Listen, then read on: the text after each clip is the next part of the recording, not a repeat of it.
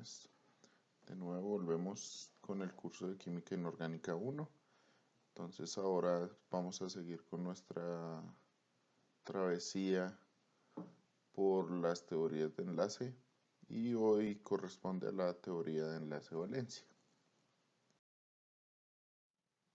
Entonces, volviendo otra vez, cabe recalcar y recordarles siempre que nosotros estamos trabajando con modelos y esos modelos están representándonos a nuestro sistema real y estos modelos están basados prácticamente en la resolución de la ecuación de Schrödinger, donde estamos hablando de una función matemática que representa a los electrones alrededor de los núcleos atómicos.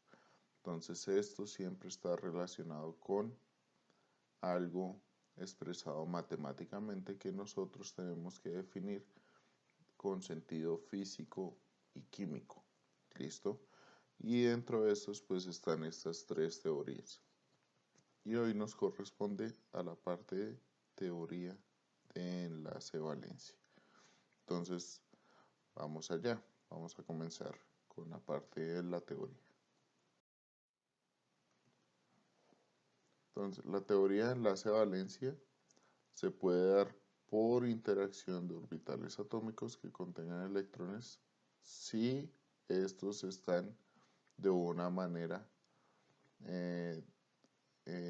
desapareados, o sea, no tienen pares electrónicos en uno de esos orbitales, sino que podamos formar el enlace como se define el enlace, que son dos electrones por orbital. En este caso nosotros vamos a poder formar el enlace químico, puesto que si tuviéramos dos electrones, pues los orbitales ya estarían ocupados, los orbitales atómicos. Entonces, primero vamos a hablar de un enlace sigma que está formado por orbitales que están direccionados hacia la formación del enlace. Entonces está en la mitad de los dos núcleos atómicos.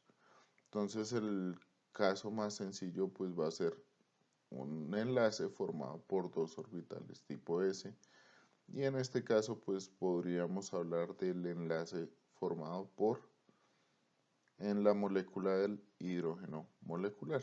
Entonces yo los invito, para no hacer la historia más larga aquí, yo los invito a dar clic aquí, donde los va a llevar a un video donde yo les explico cómo es que se forma este enlace y cómo es que nace la esencia de la formación de este enlace desde el punto de vista de la mecánica cuántica. ¿Listo?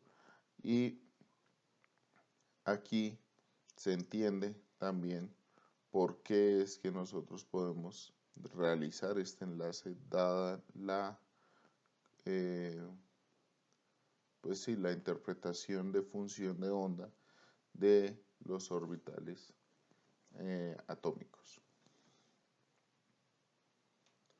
Dentro de la teoría de enlace-valencia nosotros nos vamos a encontrar con representaciones gráficas de energía potencial de este tipo. Entonces, esto nada más y nada menos que representa la energía de formación del enlace y la distancia que sería definida como distancia de enlace, o el punto mínimo de energía donde los átomos van a estar estables.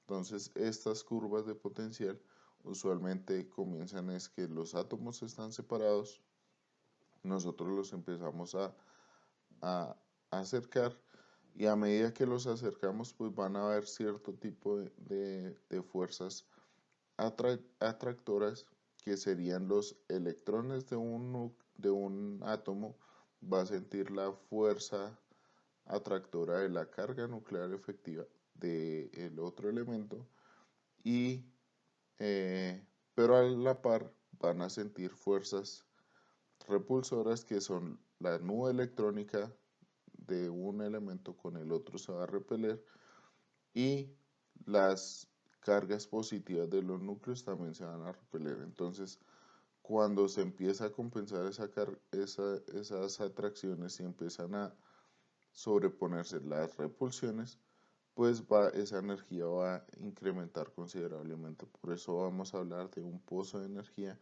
donde el sistema va a ser mucho más estable. Para entender un poco más esto, hay un simulador de interacciones atómicas de la formación del enlace que yo los invito a ir a ver, y a aquellos que no les funcione, pues yo les hice más o menos un video interpretativo de ese simulador en este enlace. Entonces los invito a que lo vean. Sin embargo, también hay otro enlace sigma, que es los enlaces sigma son los definidos hacia la dirección de entre los átomos, y lo podríamos estar formando también con orbitales tipo P que estén direccionados pues entre los átomos. ¿Listo? Entonces en este caso toca definir un sistema de referencia, y el sistema de referencia es el eje Z que está en dirección hacia el enlace. Entonces en este caso nosotros estaríamos hablando de la formación del enlace sigma con el orbital PZ, y el orbital PZ pues generaría este tipo de enlace sigma entre ellos.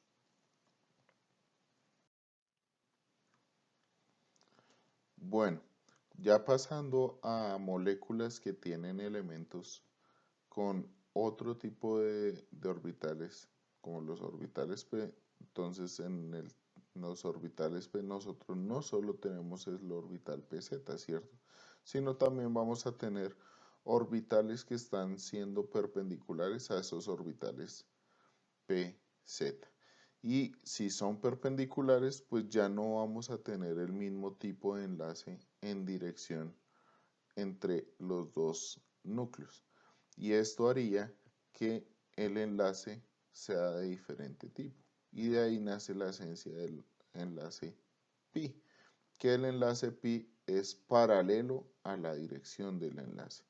Entonces vemos que nosotros podemos tener enlaces tipo pi cuando se forman enlaces de este tipo que son paralelos a la dirección del enlace y no hay densidad electrónica, o hay un nodo de densidad electrónica entre los núcleos, pero alrededor del enlace sí hay densidad electrónica. Y para entender un poco más esto, los invito a ver el ejemplo de la formación de los enlaces pi en el nitrógeno molecular. Pueden dar clic aquí para poder ver el video del mismo. Pero ¿qué pasa cuando tenemos moléculas polinucleares?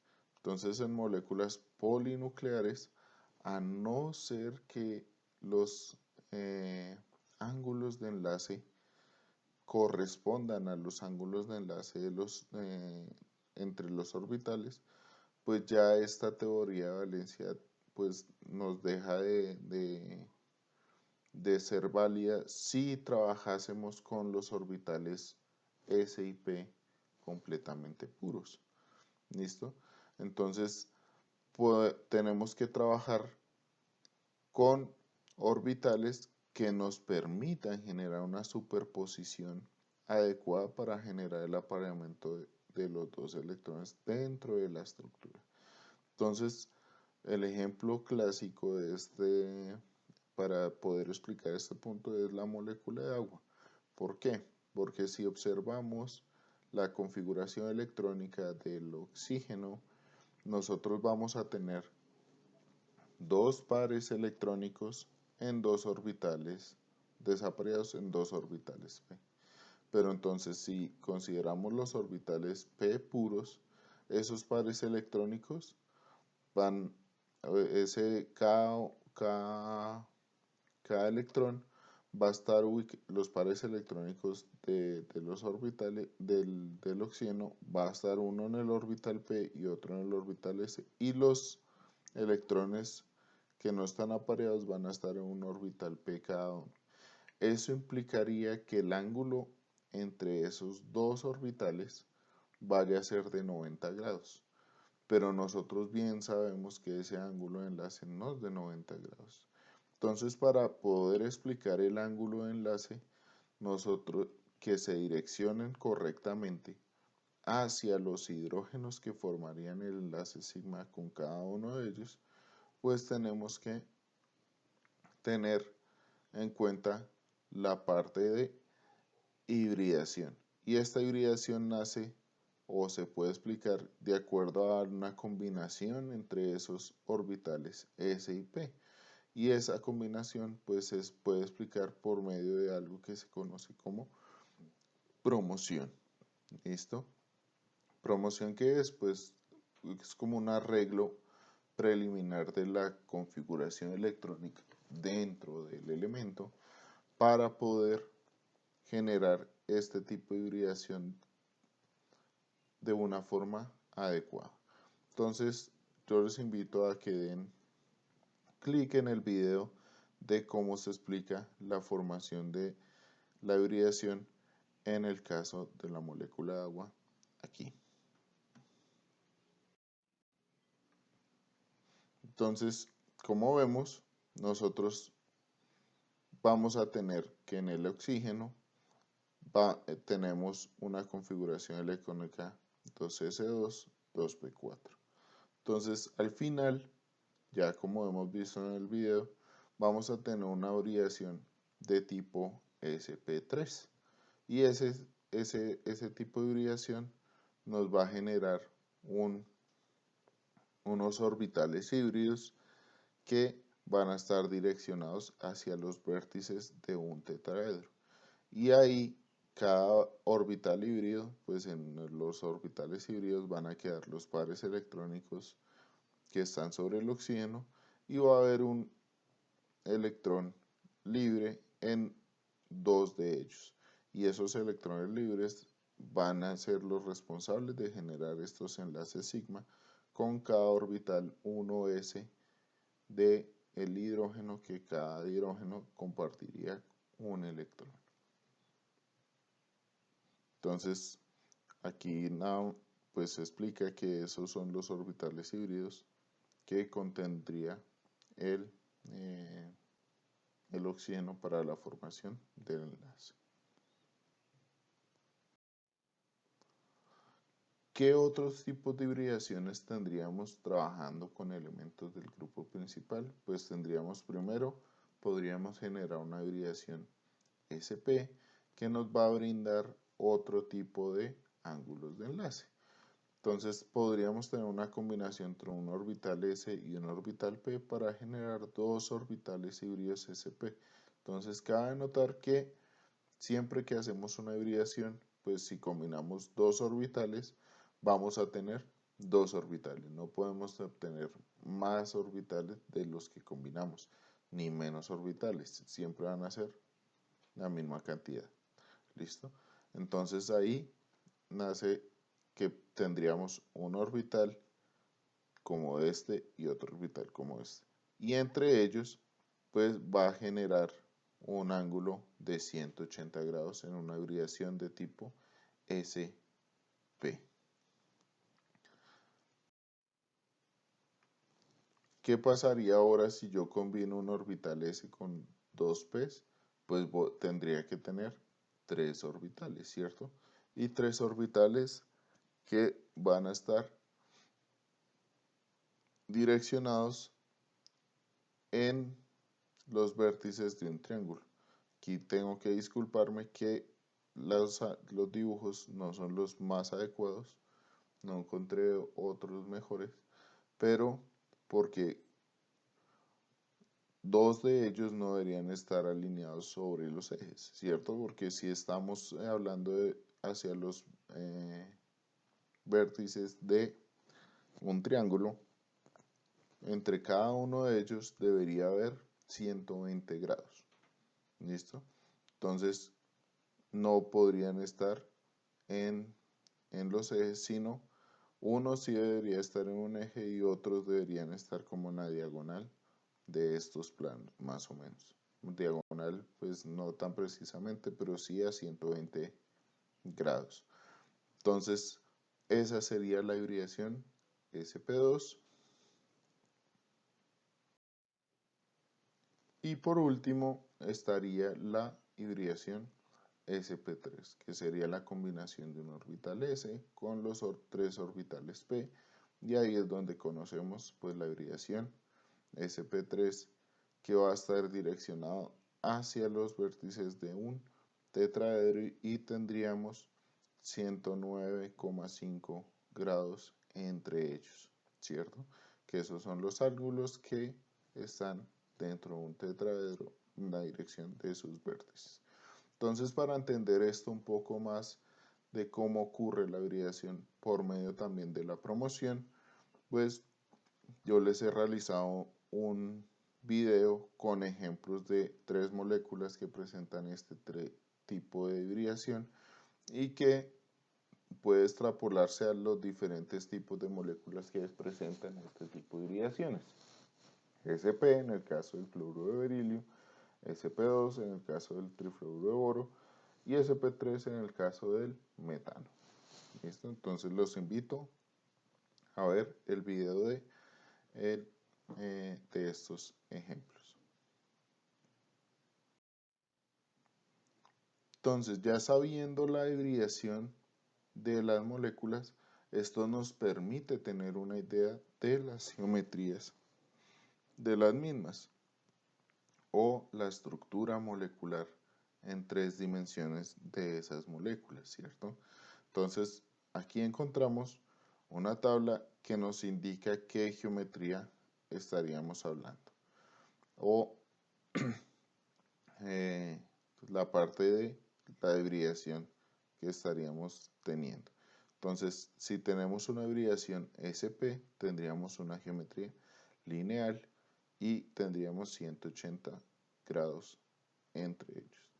Un SP2, una geometría trigonal planar y tendríamos un ángulo de enlace de 120 grados.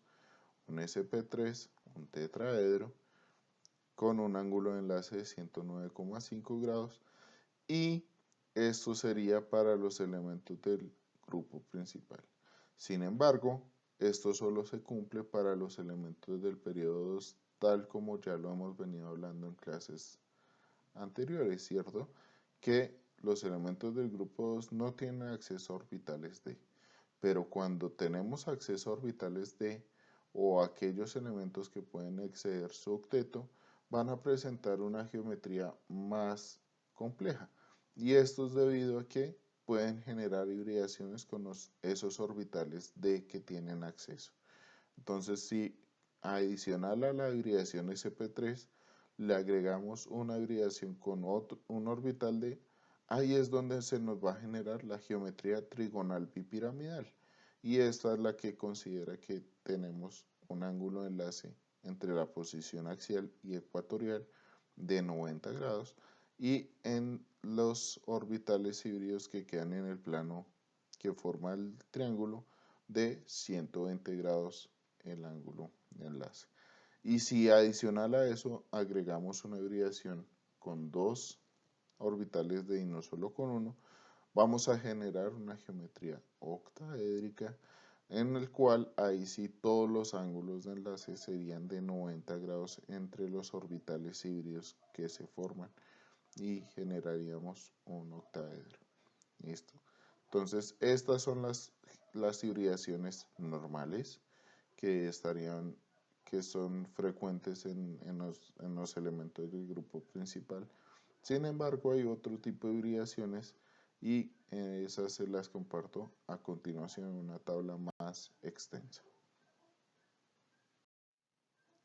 Entonces, vemos aquí que tenemos una tabla que no solo la lineal, la conformación lineal se compone de una hibridación SP, sino también podríamos tener una hibridación del tipo con un orbital P y uno D o un orbital S y uno D. ¿Listo? Las geometrías angulares también se pueden dar por hibridaciones con un orbital S y un orbital D. Entonces, de acuerdo a cómo uno pueda generar este tipo de reacomodación de los orbitales atómicos, pues podremos llegar a tener un tipo de geometría u otra. Y aquí pues están los otros ejemplos que ustedes pueden tener acceso. Entonces no es cierto que solo hibridaciones de tipo SP son las lineales, sino que hay otros. No es cierto que solo hibridaciones de SP2 son las trigonales planares, sino que hay otras, por ejemplo P2D o de otro tipo que tendríamos que empezar a considerar. ¿Listo? Entonces, pues, esto no es algo que ustedes se tienen que aprender de memoria, sino que a medida que uno va trabajando con ellas, pues va aprendiendo a familiarizarse y así poder comprender aún más la geometría de las moléculas en 3 dimensiones. Entonces, ¿para qué nos sirve saber la geometría tridimensional de las moléculas? Pues para entender un poco la reactividad y las propiedades físico-químicas de las mismas. Entonces, uno de los factores súper importantes dentro de la química y sobre todo a nivel de laboratorio es que nosotros podamos definir el carácter polar de una molécula, ¿cierto? Y entonces el carácter polar de una molécula está relacionado con el carácter iónico y el carácter covalente del enlace, de los enlaces que hay dentro de las moléculas, porque ellos son los que van a generar los dipolos dentro de las mismas. Entonces, ¿cómo es que generamos o cómo es que calculamos el carácter iónico de un enlace? Pues nada más y nada menos que con la diferencia electronegativa de los átomos que participan en el enlace. Entonces tenemos una consideración que sirve muy bien y es la diferencia. Si es mayor a 2 en esas electronegatividades, pues ya se considera que es un enlace iónico o extremadamente polarizado, recordando lo de la polarizabilidad. Y si la diferencia es menor a esta, pues ya se empieza a considerar un carácter covalente y empezamos a hablar de dipolos de enlace o momento dipolar del enlace. ¿Listo? Entonces, cuando el enlace cuando se presenta este caso, pues entonces empezamos a hablar de que la distribución de carga no es dentro de ese enlace, o sea, ese par electrónico, no va a estar distribuido homogéneamente y no va a estar en la mitad del enlace, sino que estaría tendiente a irse hacia el elemento más electronegativo. Y eso va a generar una diferencia de cargas en el enlace. Entonces acá hablaríamos que esa distribución de carga estaría hacia un lado y el momento dipolar se define como esa distribución de carga por la carga del electrón, ¿sí? Porque estaríamos hablando de una deficiencia de carga por la distancia del enlace, ¿listo? Que es la distancia entre los átomos. Y este momento dipolar pues se mide en unidades, como estamos hablando de cargas tan pequeñitas, que es la carga del electrón, ¿cierto? Entonces es preferible hablar en una unidad específica que es carga por unidad de distancia, coulomb por metro. Y el coulomb por metro cuando tiene este valor se define como un debye. ¿Listo? Esa es la unidad de el momento dipolar. ¿Listo?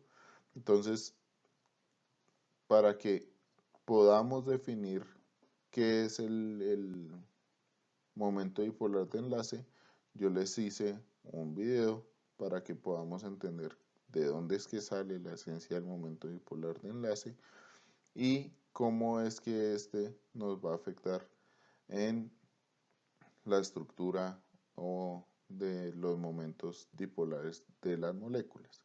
Ya una vez entendido esto, pues vamos a ver que dependiendo de la estructura o la conformación tridimensional, la geometría molecular, vamos a tener moléculas poliatómicas que a pesar de que tienen momentos dipolares de enlace dentro de su estructura, el momento dipolar de la molécula va a ser igual a cero. ¿Por qué? Porque es una suma de esos vectores del momento dipolar de enlace que al final terminan cancelándose entre sí dependiendo de su conformación tridimensional.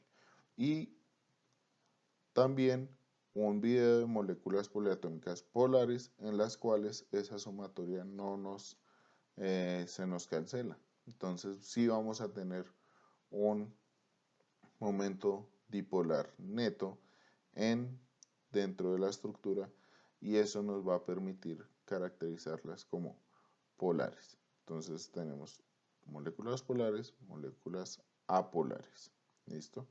Y con esto pues terminaríamos aquí la parte de la teoría de enlace-valencia y hibridación para poder determinar la conformación tridimensional de las moléculas y que estas nos permiten predecir un poco acerca de las propiedades físico-químicas de las mismas y esto nos permitirá ir al laboratorio y como bien ustedes han escuchado, lo que las interacciones polares, pues nosotros podemos tener una idea clara si una sustancia irá a ser soluble en un solvente, si es polar o apolar, pues esto nos permitiría entender un poco acerca de esto antes de irnos al laboratorio y explorar su solubilidad.